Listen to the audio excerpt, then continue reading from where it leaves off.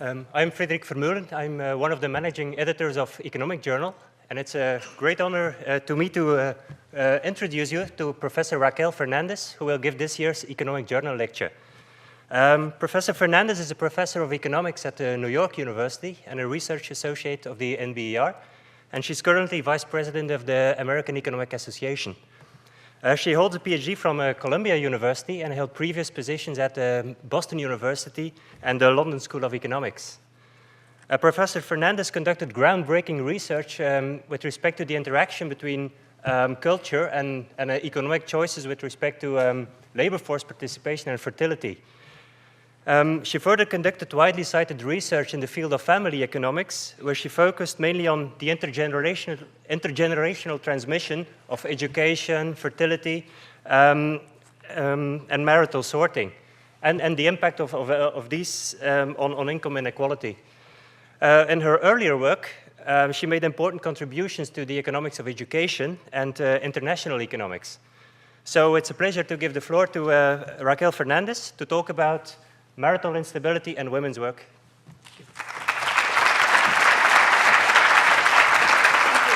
Thanks for the introduction.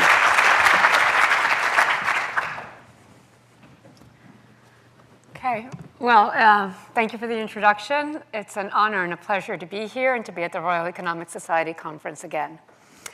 The work I'm going to talk to you about today is really inspired kind of generally by the following picture. This is a picture that shows you the evolution of married women's labor force participation in the United States for white married women between the ages of 25 to 45. And I'm not going to take on something this large. I'll be talking about a segment of this curve. But I really wanted to show you what's been undoubtedly one of the largest transformations of the 20th century, which is the accession of women into the workplace, and in particular, married women. So as you can see, at the beginning of the century, married women's participation is very low, below 5%. And by the time you get into the 1990s, 2000, it basically stabilizes in the mid-70s. Now, why did this happen? Lots of theories have been put forward for different time periods, for different types of women. There's theories that mainly emphasize technological change, particularly in the household and the workplace, or even medical technology. There's theories that talk about wage changes, changes in the returns to women's experience in the labor market, changes in the discrimination that affect the gender wage gap. There's also evidence of changes in the cost of childcare, and that might have affected women's participation, and also changes in culture. What there's been less talk about is the relationship between marital instability and married women's labor force participation. Yet you might think, particularly for those cohorts that are influencing the large increase in female labor force participation in the 70s, 80s, and 90s, that these two phenomena might be related. And let me just give you two pictures to show you why you might think this. This one shows you over the life cycle, the labor force participation of white married women in the United States. As you can see, let me just find the, okay. As you can see, this black line over here is a 1935 cohort. Sorry, this black line over here is a 1935 cohort. This is a cohort that's going to be particularly interesting to us because I'm going to be talking a lot about it later. This had relatively low female labor force participation when they were married. And then I'm going to be contrasting it with the 1955 cohort, which you can see is just much higher everywhere, but particularly when women are young, married, and having children. What's happened to divorce rates? Well, here I have the fraction of women that are getting divorced after N years of marriage, okay? And here I have it arranged by decade in which you got married. That's the way my data comes. So if you're looking at the decade of 1955 to 64, which is the decade where you would expect the 1935 cohort to be getting married, they're 20 to 30 years old at that time, you can see they did have a fairly high divorce rate, but nowhere near as high as the cohort that comes 20 years later, the one born in 1955, which is getting married between 1975 and 84. So a large increase in divorce, a large increase in married women's female labor force participation. Now, what would be the reason that one would think that greater divorce risk might increase the labor force participation of married women? Well, divorce tends to make women poorer. That's a pretty established fact. Working can have two advantages that come to mind. First of all, working while married will increase women's labor market experience, and this would be useful if when they divorce, they have to work. And basically, a large proportion of these women go on to work when they get divorced. Furthermore, working while married increases household income, and this could serve to increase household savings, which may be something that they may desire to do, so that they can bring a greater amount of assets with them should they get divorced. Now, if you look at the evidence that exists in terms of causality between marital instability and the labor force participation of married women, what you have is several regression-based analysis that exploit differences in the timing and the introduction of unilateral divorce law across US states to establish some exogenous variation. And they basically come to the conclusion that there's been an increase in married women's labor force participation that's due to a greater risk of divorce. There's also some evidence for causality, uses proxies for individual variation in divorce risk, and that establishes, again, that the more likely you are, because of some characteristics, presumably exogenous, to get a divorce, again, the more likely you are to participate in the labor market. The dynamic quantitative literature, to which I'm going to be contributing, hopefully with these papers, has placed much less emphasis on this issue. And I think that's largely due to the computational burden that's involved in having multiple marital status states. The project that we've embarked on, which is basically based on work with Joyce Cheng Wong, who's now at the IMF, is to look at the link between marital instability and married women's labor force participation in quantitative dynamic models. The framework that we use overall is one of a life cycle model. A life cycle model allows for very clear conditioning of the data by gender, by marital status and age, and of course education if that's something one wants to do. It employs a concave utility function, which lets us think about how risk might affect decisions that men and women might want to take. It also allows for endogenous consumptions, saving and borrowing, which we think is an important thing to take into account if you're thinking about other ways in which you might be able to shield yourself against the risk of divorce. Obviously, you want endogenous female labor force participation since you're trying to look at the link between the risk associated with divorce and participating in the labor market. And what we do is we're going to explore two approaches to marital status. One is to treat marital status as marital transitions in particular as exogenous shocks. There's a tradition of doing that. It simplifies things considerably in terms of thinking about decision problems faced by individuals. It has the obvious disadvantages that you are taking things that are very clearly endogenous and thinking about them as exogenous. I'm Latin, we're very passionate. You can think about this as, very, very extreme preference shocks. You either, you meet someone, you love them, you get married right away, you have no economic considerations, same thing for divorce. And I'm just kind of joking right now. But a less passionate model will be the endogenous marital status, where people that were more used to in economics, which will not only look at whatever love exists between the two, think of it as the quality of the match, but would also take into account the economic consequences of matching or unmatching, divorcing that person. So I'm going to explore both approaches. I had hoped to have more to tell you about the endogenous marital status by early April. Between Cyprus and other shocks to the IMF, that's not been as possible. So I'm going to spend the vast majority of this talk talking to you about the exogenous shocks, and then I'll give you a preview on the endogenous marital status and what results we have so far. Okay. Let me give you a summary of the results that we get for the exogenous marital status model. We focus on two cohorts of white men and women. The reason that we look at whites rather than all races is because blacks in particular in the United States, in particular black women, have a very different labor force participation trajectory, in part due to the history of slavery. Okay? So this focuses on two cohorts of white men and women, 1935 and 1955. What we do is we calibrate the model to the 1935 cohorts and use it to quantify the roles of various changes that we see in the environment lived by the 1955 cohort. A lot of these changes you would like to think of as endogenous, and probably are. We're going to be taking many of them as exogenous and thinking about it that way. So as I said, one of them is going to be the 1955 divorce profile, but also other changes in the family structure, the degree of assortativeness of matches, the fertility, the age at which people marry, et cetera. Also, changes in the 1955 wage structure, the skill premium, the gender wage gap, returns to experience, and also child care costs.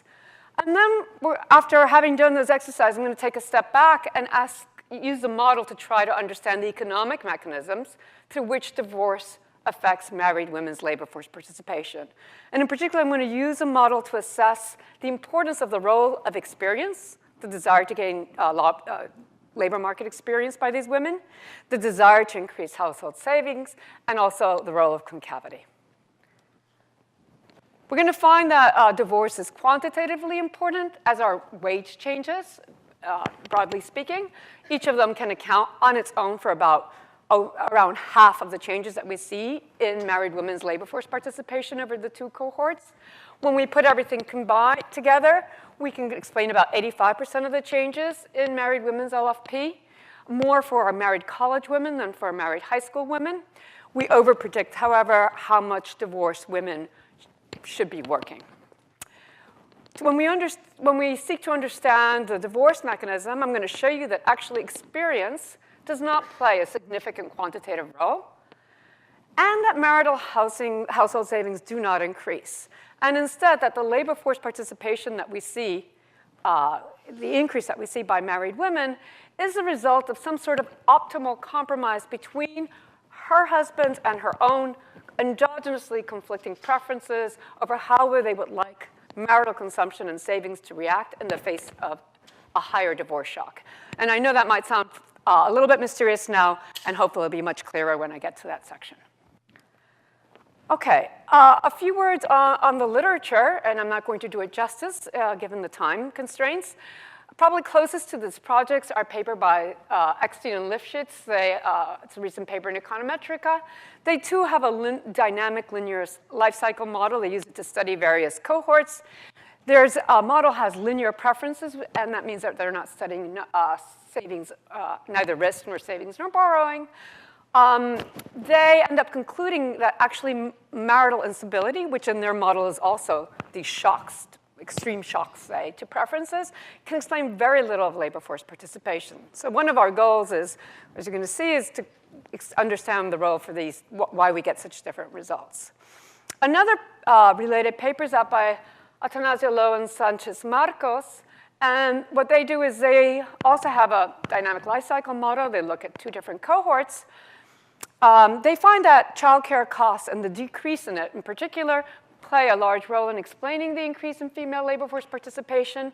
They're not able to evaluate, however, the role of divorce because they're women that they look at are, by assumption, they're always married. Okay. So I would call that more like the exogenous marital status literature, and then there's the endogenous marital status literature. There's a recent paper by Greenwood, Gunnar, Kaczarkov, and Santos. It's an elegant model where household technological change drives changes in education, in the assortative of marriage, and female LFP. It's an elegant model. In order to solve these type of models, you have to make strong assumptions, such that the initial moment that you're looking at is time, is a steady state, as is the final one. So you might have more problems with thinking of 1960 as a steady state. And also, again, that there's no endogenously evolving state variable. So there's no savings in their model. There's no labor market experience.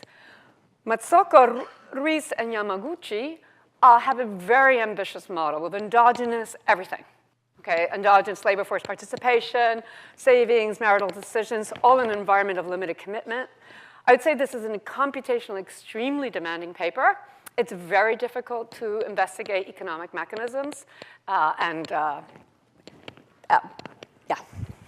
And Alessandra Buena has a recent paper that builds on Mazzocco's and co-authors' framework. What she does is she significantly lengthens the period, which allows her to get some computational tractability. And she studies the reaction to the introduction of unilateral divorce in states with different property rights. And she's interested in how savings reacts. OK. Let me now just turn to talking to you about the data and the facts that we're going to try to explain. A lot of the calibration is going to actually just be presented here, given, again, time constraints. So what we're looking at is we're going to be looking at two cohorts, 35 and 55. Everywhere, we're going to be conditioning data on gender, education, age, and marital status. And we're going to have two education categories. College, which is everyone with at least some years of college, and high school, which is a complement, OK? Everyone with no more than a high school degree. These are the facts that we are interested in. Let's look at the 1935 cohort. The red is married women who have college. I'm just going to call them college women from now on. The black is married women with high school. You can see college women basically work more than high school throughout their life cycle. And up here is their divorced counterparts. Okay? So divorced women, whether it's college or high school women, work more than their married counterparts. And what we see is when we go to the 1955 cohort are the big changes, particularly for the married group. Okay? So high school women increase their labor force so much that actually now the minimum that they're working is greater than the maximum they were working during their during their lifespan here. But also a very large increase for college women. Less of a change for divorced. Okay.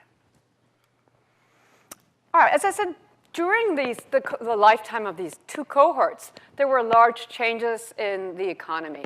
The education gender gap closed. For 1935, there was a 10-point gender gap in the United States between men and women.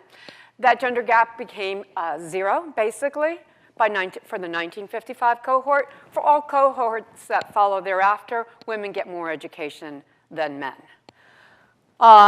There was a large increase in divorce, as I anticipated. The overall probability of a marriage ending in divorce before 20 years of marriage increased from 20% to 40%. Let me just show you a little bit more in detail the numbers, just so that you get a feeling for what they are. So for our 1935 cohort, women who had high school education had about a 20% chance of getting divorced, 17% chance for college women. Their male counterparts, high school men in particular, are more likely to get divorced, 23%, and the lowest of these was college men with an 18% chance. When we get to 1955, all these probabilities have more or less doubled, as you can see. And really, the outlier in these numbers, I would say, is the college men. They tend to have a lower probability of getting divorced before their 20th anniversary of marriage than other groups. One figure that I thought was kind of interesting, and at least for me surprising, was how high remarriage rates are. This is the probability that you are going to remarry before the 20th anniversary of your first divorce. Okay? And so it's very high. It's about 85, 87%. It's even higher, a bit higher for college men. And it really doesn't change very much from one cohort to the next. Basically remains at 86, 87%. And again, the outlier is for college men. Since I won't have time to talk to you about this when we go to the calibration, let me just tell you that when we calibrate divorce rates, et cetera, we do so period by period of life. And period by period, these are going to be 5-year periods. So it's not going to be just these gross statistics.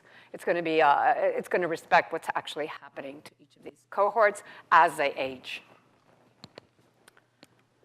Okay.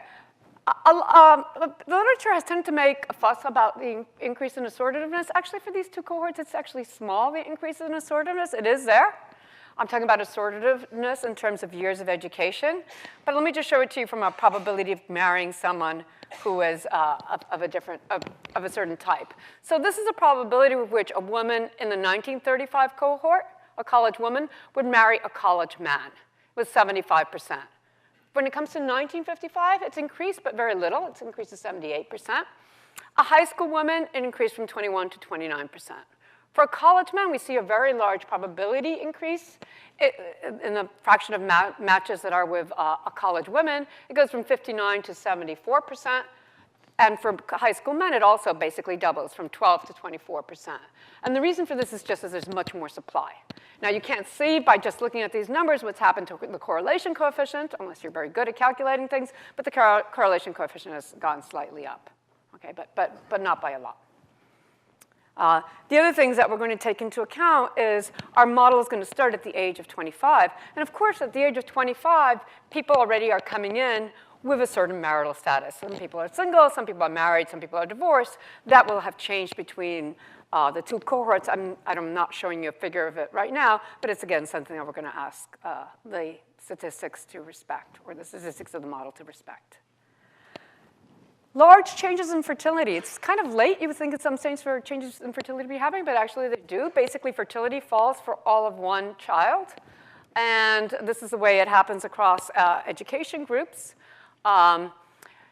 Kids fall by 3/4 of a child for college women, and a bit over, a bit over one child for high school women.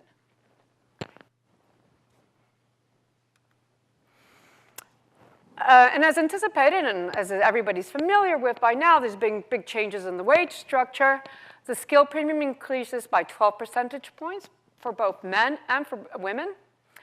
The ratio of female to male wages, what's known as a gender wage gap, that ratio increases. Women go from earning 61 cents on the dollar to 72 cents for every dollar earned by a man.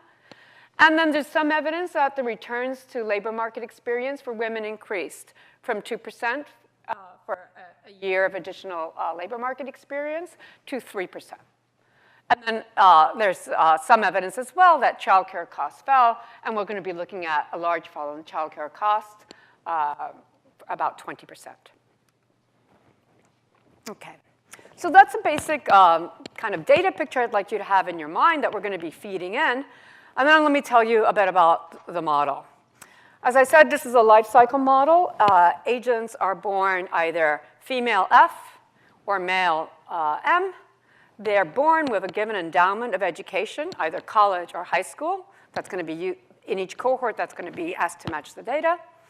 And in period 0, they draw an initial marital status outcome. They either single, married, or divorced, and that's how they come into the model at age 25.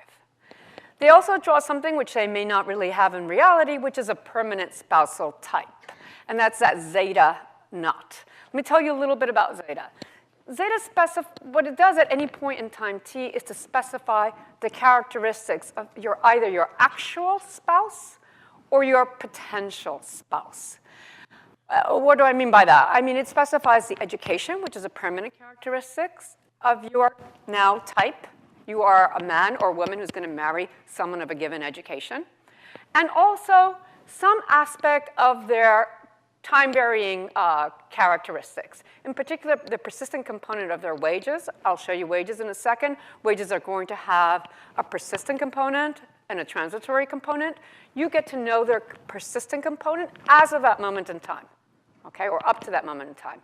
You also know their asset level up to that moment in time. If you're a man, you know your wife's labor market experience up to that moment in time. Why this fiction?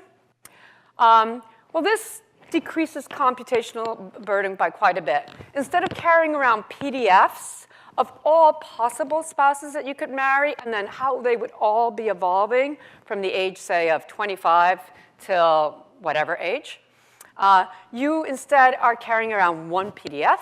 And that PDF is how your type, your potential spousal types, might be evolving. It doesn't reduce all the uncertainty because you don't know what's going to hit. Let's say you're a woman, you don't know what's going to hit him in terms of his wage draws or in terms of fertility shocks. You don't know those things. But you do know his characteristics up to that point in time, and that basically drastically reduces the computational burden.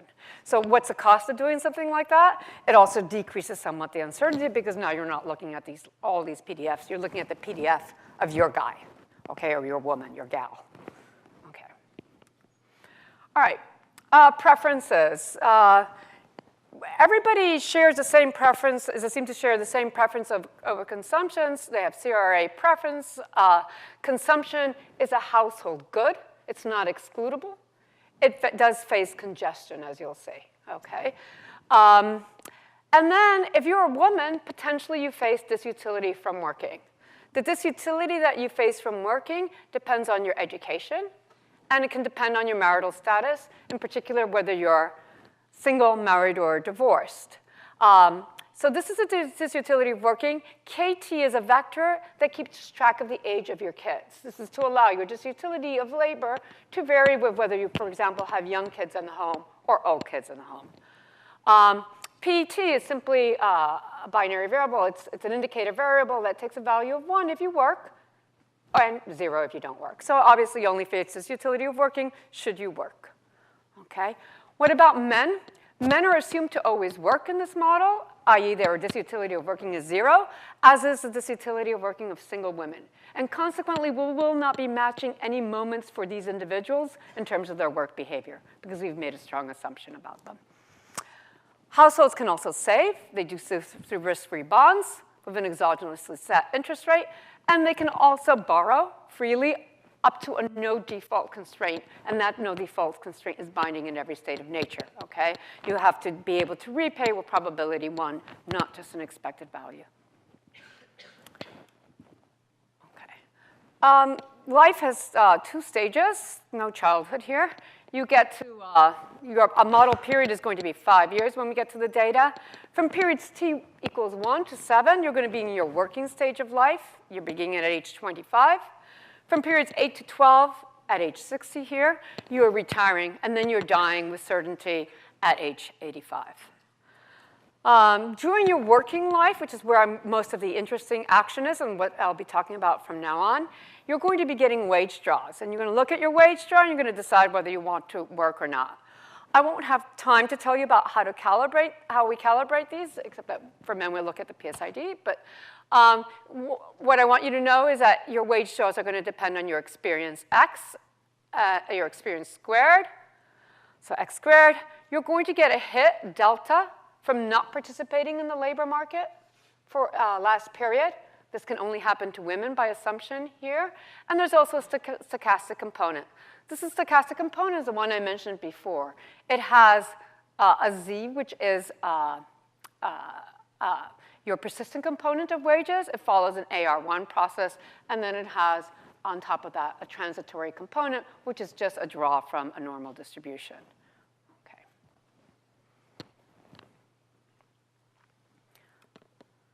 Okay. This is, I want to show you a little bit more. Maybe this will make things a little bit clearer. I just would like to show you the timeline of what periods look like in working life. So you're born at time equals 0 here. You're endowed with education. You go to the marriage market. Your spousal type is revealed. You then enter, you actually get a marital status. You actually draw a marital status, so you enter now life, single, married, or divorced. And then you're in time period 1. At time period 1, you get a fertility shock. You're going to be endowed maybe with a kid. It's going to then depend on your education. It's going to depend on all your characteristics, how old you are. Here, I guess you're 25 to 29 years old. You're going to get a wage draw. Then you're going to decide whether or not to work if you're a woman. I'll tell you how the decisions are made in a few minutes, and how much to consume and to save. When you save, it's going to be a savings plan, because at the end of the period, you're going to get a shock, a marital status shock.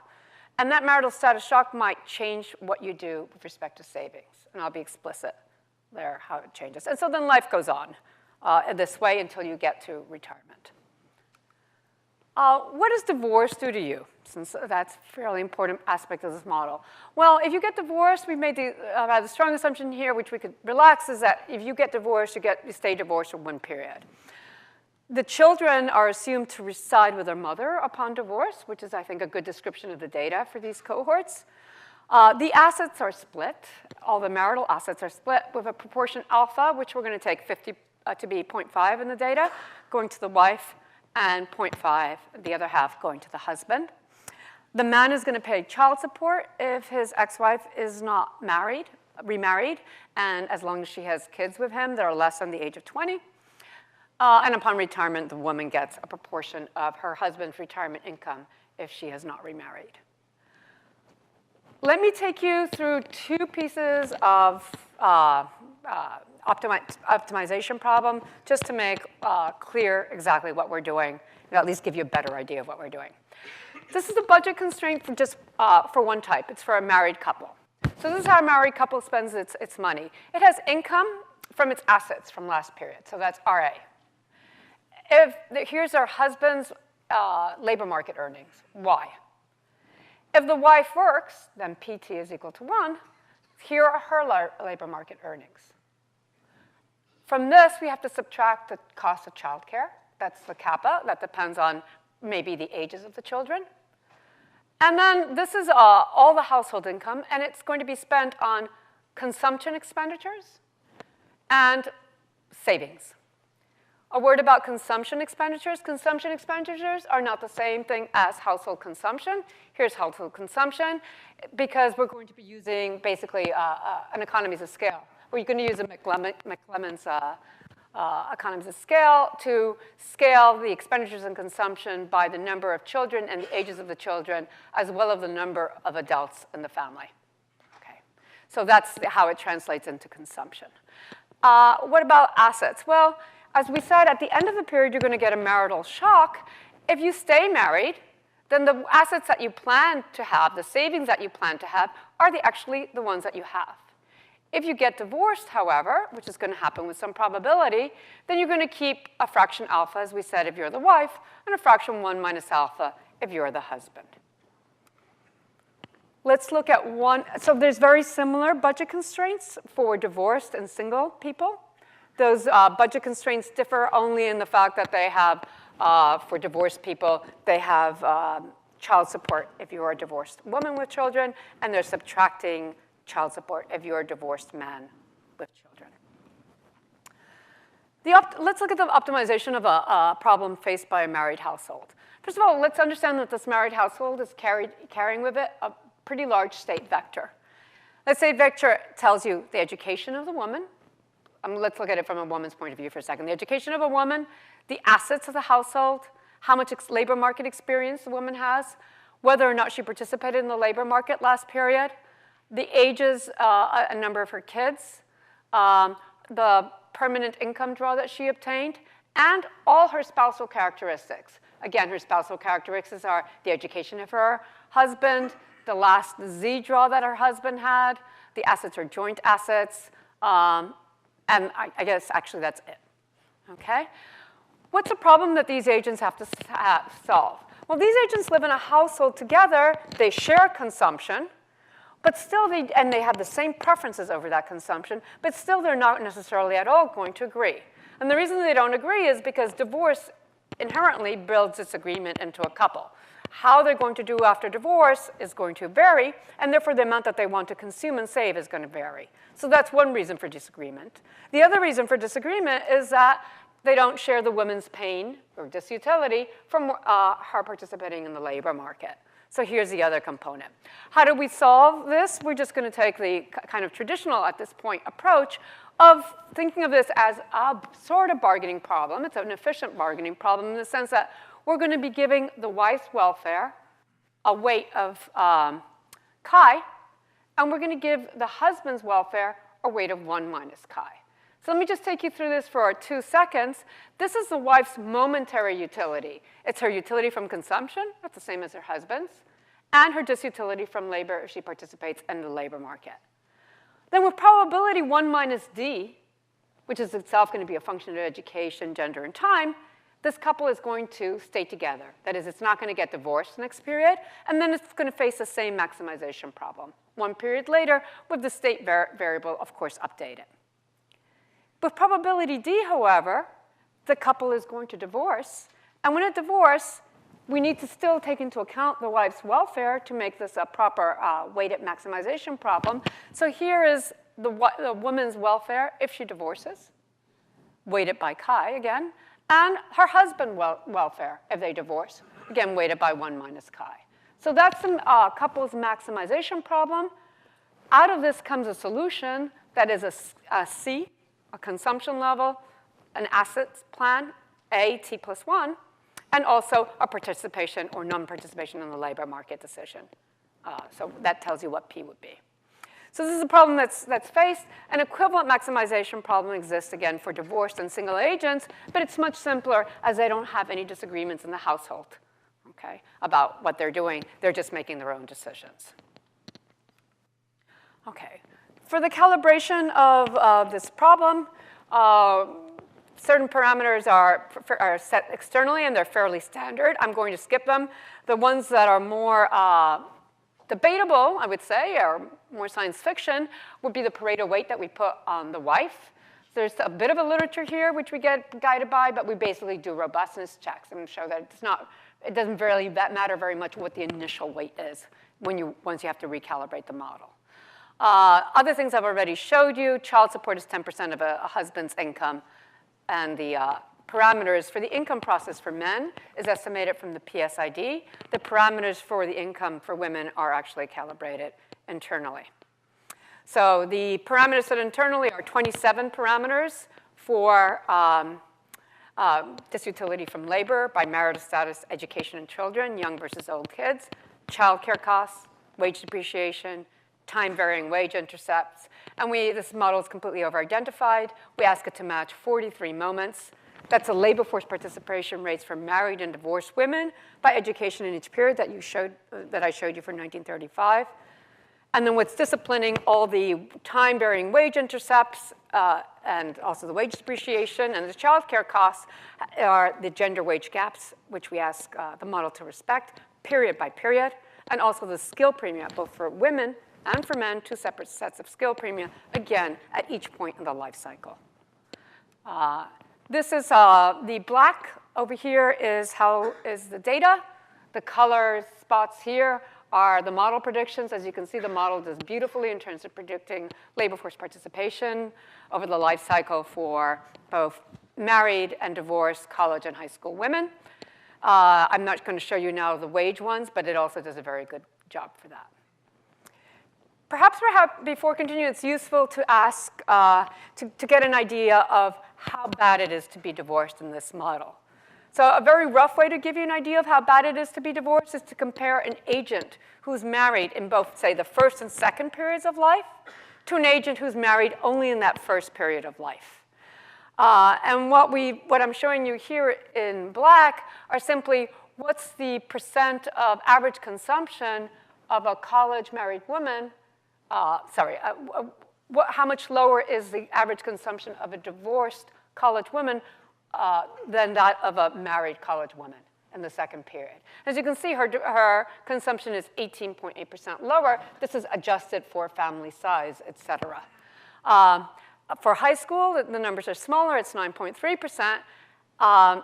So obviously, both women are doing worse divorced, both college and high school.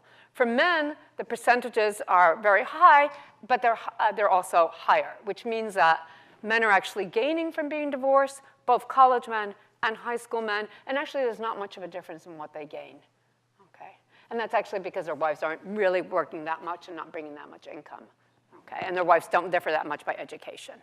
Okay, the ones in blues take into account also labor market disutility, but I'm not going to explain those right now. Okay. So the first exercise we did was to first change assortativeness of marriage. Instead of using the 1935 assortativeness of marriage, we use a 1955. And I'm just going to show you pictures because of time. This is what happens. We go from the black line, which is the data, but it's also basically the predictions of the model, to the blue line. So basically no changes. This is high school, married high school women. This is married college women. The next thing we do was, and from now on, we're always going to keep this assortativeness. And the reason we're doing it is because we've changed the proportions of education in the population, and we would like to respect that, okay, and not, since we have no endogenous education here. So the next thing we do is to feed in the 1955 profile of divorce for these men and women, and we see what happens to female labor force participation. And as you can see, it takes a very large jump up, particularly in those years, and the first 4 periods in which there's divorce risk. Okay? So women do react to this by working a lot more than before, and then you barely see any changes in their labor force participation behavior afterwards. The next thing we can do is to just feed in different other things that happen to family, what I would call family structure, which would be other changes in the marriage market. By that I mean not just the assortedness and divorce probability, but also the remarriage probabilities, the initial conditions with which you enter the world at age 25. All of that is in red. Just the effect of childcare in this model, it also plays an important role, but it's not half as large as it is, say, as in Atanasios' world. We find it increases labor force participation by something like 20% over their lifetime. And lastly, we can put all these, what we would call family changes, changes in the marriage market, fertility, and childcare costs together, and you get the blue line here. And you can see that, all these changes that happen in the family structure contributed quite a bit to the change in female labor force participation. The next thing we can do is to put in all the wage changes, and I'm going to go through that quickly.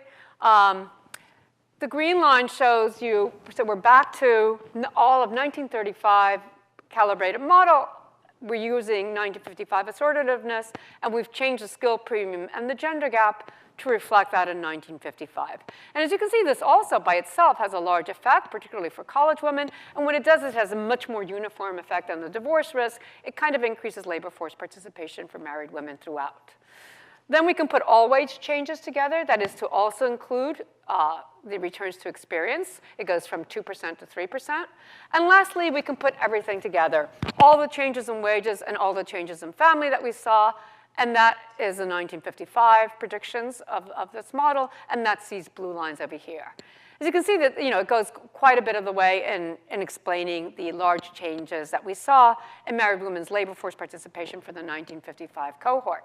What I haven't shown you throughout is the equivalent for the divorced women for time constraints.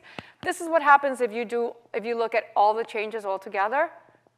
This is the effect. This is what they would predict for high school women, divorced high school women, and divorced college women. And as you can see, they're basically slightly over-predicting how much women would work when they're divorced. So I think that from this, we just conclude that divorce is quantitatively important. Wage changes by themselves are also quantitatively important.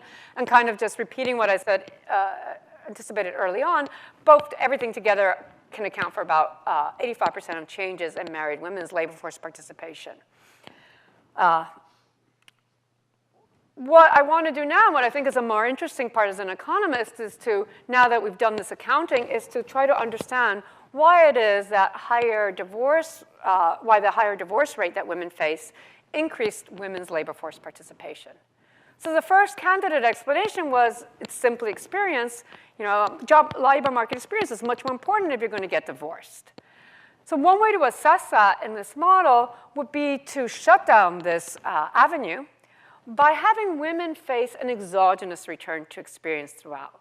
So take all our parameters of our 1935 calibrated model, but instead of giving them a returns to experience that depends on whether they actually worked or not, give them an exogenous return to experience. So it becomes a returns to age, if you'd like. Okay? And then ask how much would they work, and by how much would that work increase if you now increase the divorce to the 1955 levels?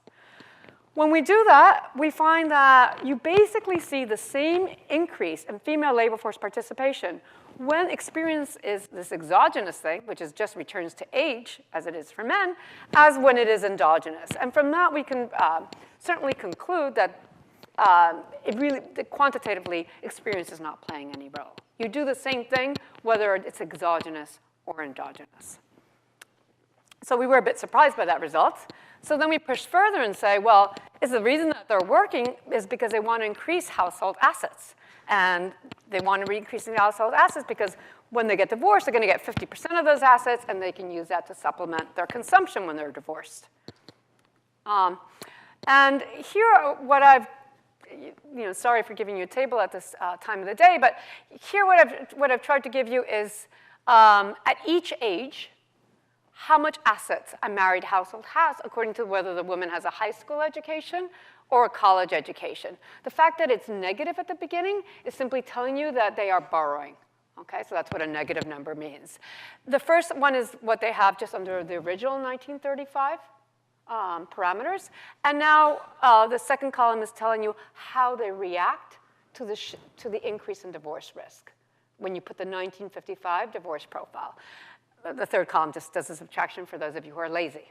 Okay, so really eyeballing, you should be able to see immediately that for those periods in which divorce risk exists, which are those first 4 periods of life in this model, the effect of the increase in divorce risk is actually to decrease the amount of assets that the household has. So what the household does when it faces more divorce risk is to actually borrow more. It doesn't save more, it borrows more. So we were a bit amazed by that, because what this really implies is that marital household consumption is increasing in the face of divorce risk. So why is that? Well, one reason is pretty obvious. Married women are more likely to work, so there's more income, okay, and so that there's more consumption to be around. But the other one is that saving is falling. So we're sure that the marital household consumption is increasing, and it seems a strange way to react to the fact that women are going to be poorer in the future should they get divorced, and that that's happening with a larger probability. So we wanted to understand why this was going on. And I guess we had forgotten about the fact that men and women had very different preferences over what should happen to marital consumption. So let's look at men's preference. Men are faced with greater divorce risk. What do they want to do? Well, they're going to be richer when they get divorced. They're going to get to consume more when they're divorced. So what should they want to do? A simple consumption smoothing argument should say they should also want to consume more now while they're married. So that's why they would want to increase consumption. Furthermore, a standard argument will tell you that divorce is a tax on saving. Every time I save $1, now with a higher probability than before, half of that dollar is going to my spouse, and half of that dollar is going to me. So there's always been a tax on consumption, but now it's even more important than it was previously, because I'm more likely to be in that state in which I'm taxed on my savings. Another way to think about that is every time I borrow $1, it's really good, because I don't have to pay back that dollar. I only have to pay back 50 cents of that dollar. 50 cents, the other 50 cents is going to have to be paid back by my spouse. So both of these reasons are making men want to increase marital consumption, which is indeed what the quantitative model is showing. Women, on the other hand, very different preferences. Women are going to be poorer when they get divorced. A simple consumption smoothing argument is going to tell you they would like to decrease marital consumption and take assets, take consumption over to the poorer state, so take assets over into the poorer state. This consumption smoothing motivation dominates the tax on savings motivation, which goes in the opposite direction. So that tax on savings is present for both men and women. The consumption smoothing argument goes in opposite directions. What emerges, the reason, therefore, so the final reasoning that women work more is that we see the increase in labor force participation is an optimal compromise. By working more, household income is increased. That allows marital consumption to go up. Savings actually decrease, so it's not what women want. But if they did not work, savings would decrease by even more. Okay, so they would be borrowing even more. So this is some way in which you're not getting what you want as a woman. What you want is to bring consumption over, but you're not getting as bad as you would be if you could not contribute via your labor force participation increase. And what this next slide is showing you is simply how that depends on bargaining strengths. So in this benchmark model, what we did was we had kept, I'm not going to try to get you to understand this right now. What we had done was to cap chi, how much weight we put on women's relative to the man's welfare, at 0.3. What happens if that were increased to 0.5, equal weights on both men and women, or what would happen if that was increased to 0.7? So exactly the reverse, women have more weight than men. And what you see is actually what happens is in response to divorce risk, so these are already differences here, In response to divorce risk, savings actually now does go up. The second chi goes up to 0.5. Savings does go up, but still LFP does go up. So labor force participation increase is still part of the optimal compromise. And in fact, labor force participation goes up even more when chi is equal to 0.7 than it's equal to 0.5 or 0.3. So labor force participation increase is part of this optimal compromise, whereby savings is increasing, or at least not decreasing as much as it would than if they did not work. And in fact, you can look inside the model and then look at couples in which the woman's working versus the woman's not working. And indeed, those for where the woman is not working, savings is going down by more than when the woman is working. But in the benchmark, everybody's savings goes down, including those for women who work. OK. All right, so the next part of our research project was to endogenize marital status. This is based on still really preliminary work with Joyce. So I'm just going to give you a basic outline, and try to respect kind of the 6 minutes that I have allotted to me. So what we do here is, again, these models are very burdensome computationally. We really simplify the model. We get rid of education differences. We get rid of state variables such as labor market experience. We still have heterogeneity within a gender inside the model, but that's given by now wage draws, which are going to have different persistent components according to what you get the initial period, fertility shocks, spouses, quality of match draws. So you're still going to have heterogeneity. As before, we allow the disutility of working to depend on your marital state and also on whether the ages of your kids. And the new feature is the endogeneity of the marital status, which is given by the fact that when agents meet, let's think of single agents meeting, what they do is they draw an initial match. I always think of it as love. And so they draw initial match quality from some distribution. And this match quality is going to enter additively in the momentary utility function if they marry. So if they marry, they get to enjoy it. Here, love is mutual. And if they don't marry, then they go on with life for another period. Married agents' match quality is assumed to evolve as an AR1. Okay? This is meant to capture the fact that there's some persistence in the quality of the match. It doesn't just get jolted around all the time. But also a transitory shock. And the transitory shock is itself drawn from a distribution whose mean is allowed to be age-dependent. And this is meant to capture, if the data forces us to respect that, the fact that maybe love when you're 20 is very different than love when you're 40 or 50 or 60. Okay. I'm not going to give you the whole problem. Let me just give you kind of what's going to happen in this model is that agents get. Let's think of an agent entering into this time period T, being married and coming in married with some level of assets. They then draw fertility, a quality, or a love draw, and they get wage draws. What they then next do is they solve the optimization problem for a married couple, participation decision for a married woman, and an asset plan. Then they look at that, and they have to decide whether or not they want to stay married or they want to be divorced. And whether they want to be married or divorced is going to depend on the regime that they're in, which I'm just going to denote by R, and I'll talk about it in a second. And then they go on to the following period. What we're interested in looking at is two divorce regimes. One is a mutual consent regime. Under a mutual consent regime, in order for you to be able to divorce your spouse has to agree. How can you get your spouse to agree with you if your spouse is actually better off married than divorced? Well, you can bribe your spouse by giving your spouses some assets. Okay? So we can say, let's split assets 70-30. You're never allowed to divorce your spouse and take away more than 50%. But you are allowed to bribe the recalcitrant spouse and give them more if that's what it takes to break up the match.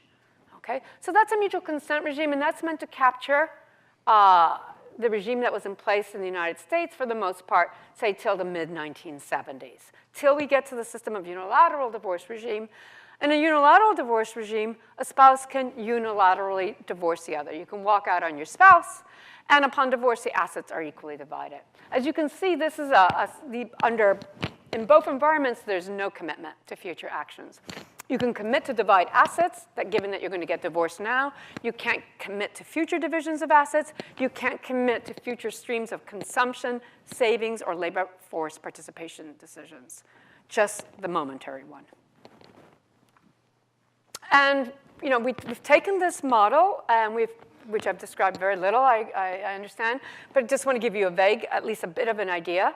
We've calibrated for statistics for the 1940 cohort. Why the switch in cohort is because the 1940 cohort faced a few years in the mutual consent regime and a few years in the unilateral divorce regime, and we wanted to be able to calibrate to both regimes. So we start them off at age 20. It's important to capture them young now because we can't just start them off married.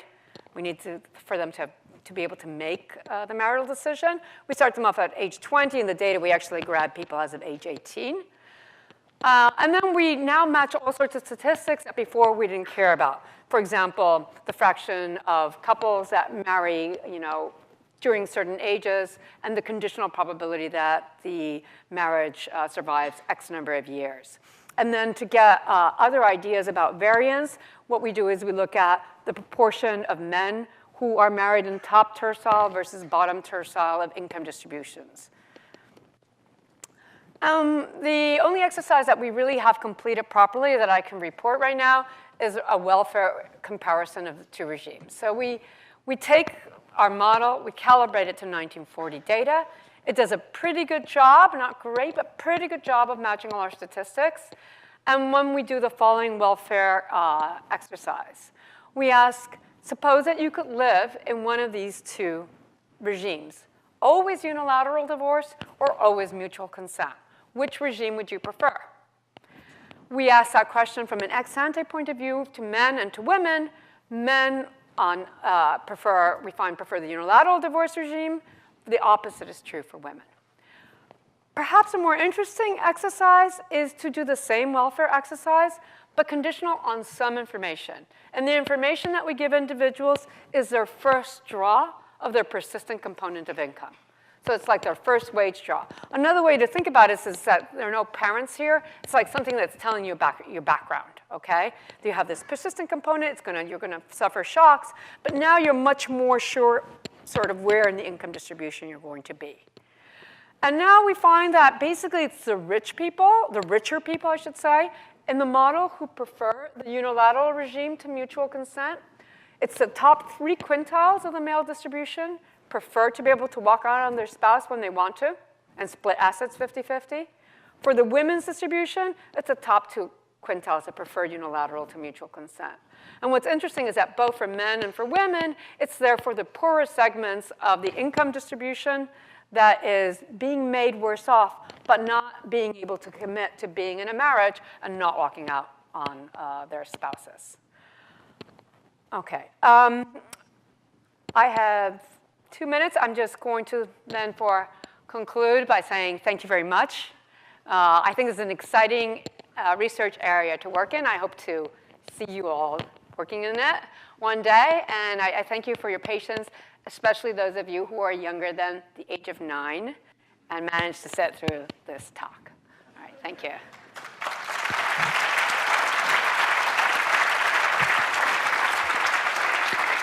Okay, thank you. I'll discuss it. Thank you for this excellent talk. Are there still room for, say, 1 or 2 questions?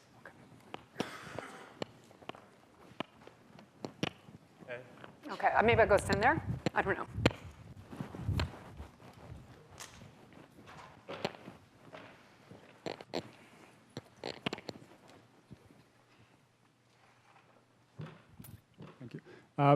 Thank you, Professor, for that brilliant talk. I was wondering if you take into account payments that a divorced man does to his former wife, because that might change what happens to the after divorce income. One question. And the other question is, I was surprised that one of your results is that women bargaining power doesn't have much of an effect here, I would have expected to have. What I was thinking along those lines is that in your model, when a woman goes to the formal labor market, she has a disutility of labor, but what is not there, is that when she was not working, she was doing all the household chores, right? So she starts working, she has this disutility of labor, but she has less disutility of labor, and at the same time, the husband has to do arguably some of the household chores, so he would have some of those. So maybe if you incorporate that, then your female assertiveness would be more important. I don't know what's your opinion on that. Right.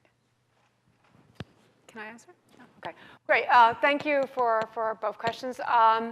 In terms of payments to spouses, in particular the husbands to the wife, alimony tends to be negligible in the United States insofar as people have been able to look at data sets in which that occurs. And what you find is that it's really small. Now, it might be that it gets a lot of press attention and that when you're a multimillionaire, those things really matter. But alimony tends just not to matter very much.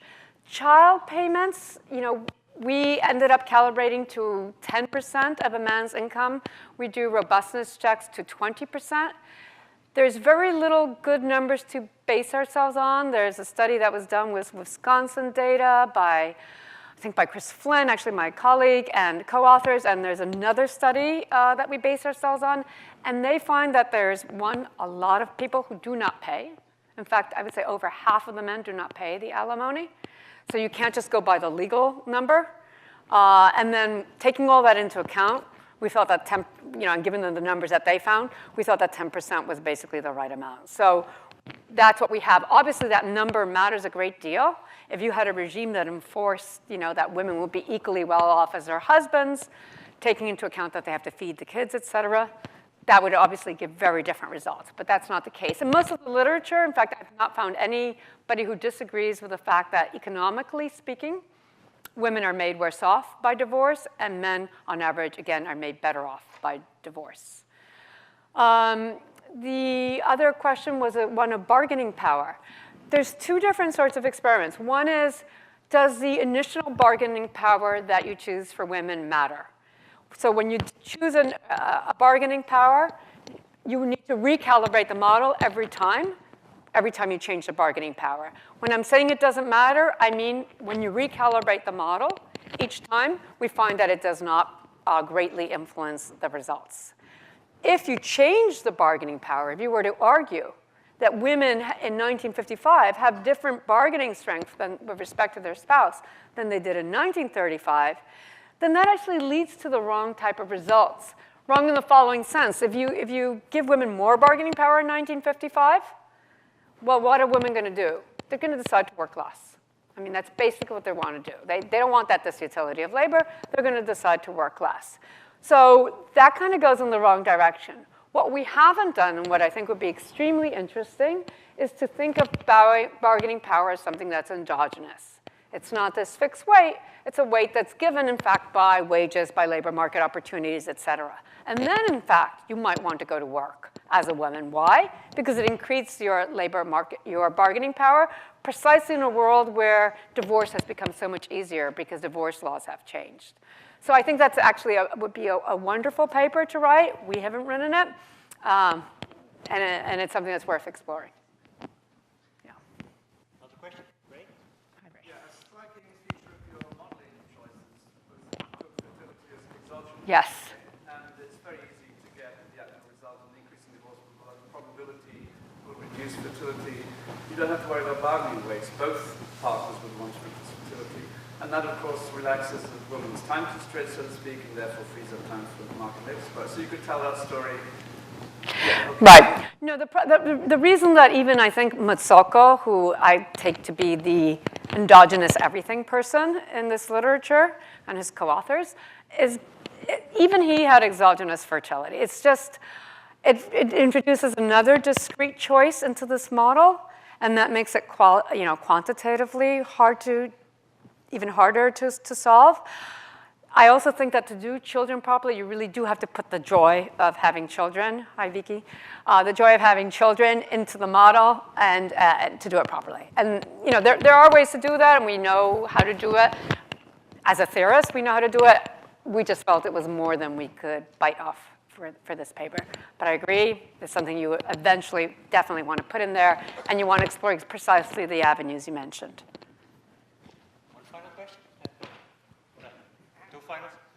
Have you explored playing around with the disutility of labor for men? I mean, if you look at your 1955 cohort and you look at what's happening to older men's participation in the U.S. labor force, I'm sure other places too, it sort of argues against that parameter that you have.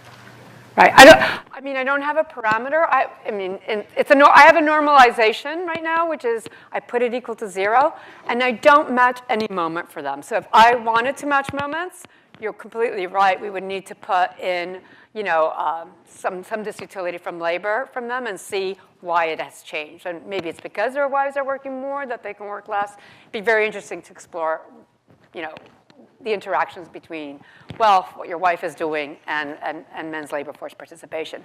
Now, that said, that change in men's labor force participation is peanuts compared to what happened to women.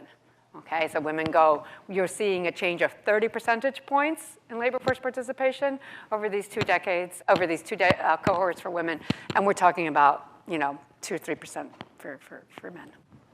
Last question? Yeah.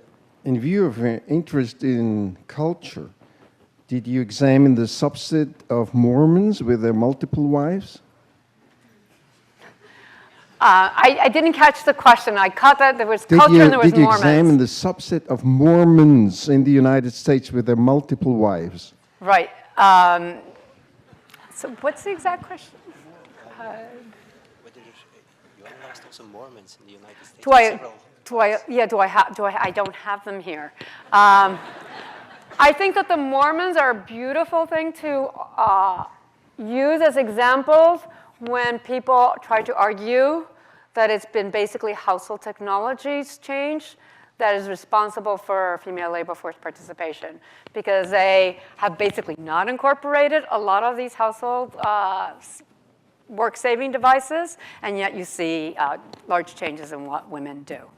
But yeah. No, I have not considered them otherwise. So let's thank Raquel again for a wonderful talk. Thank you.